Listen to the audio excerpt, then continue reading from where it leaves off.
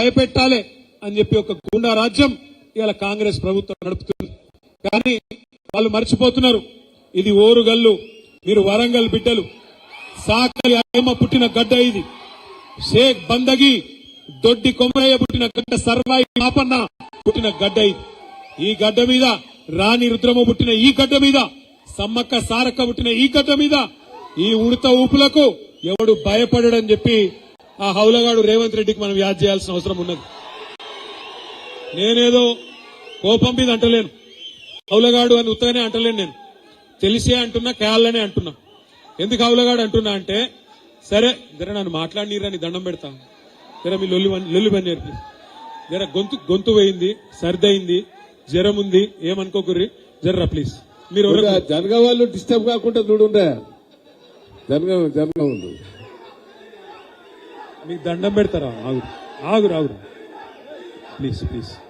ఎందుకంటున్నా అంటే, ఈ ముఖ్యమంత్రికి వాళ్ళు తెలియదు, వీళ్ళు తెలియదు, ఏం తెలియదు పాపం. అడ్డిమారి గుడ్డి దెబ్బల పేమెంట్ కోటాల నెలకు 100 కోట్లు కట్టుకుంటే ఢిల్లీకి 6,000 కోట్ల ఒప్పందం చేసుకుని రాహుల్ గాంధీకి మూటలు మోసుడు తప్ప మన్ను కూడా తెలియదు ఈయనకు. ఎందుకంటారా? ఎందుకు అవలగాడు అని అంటే ఉత్తగానే అనలే, కోపం మీద అనలే.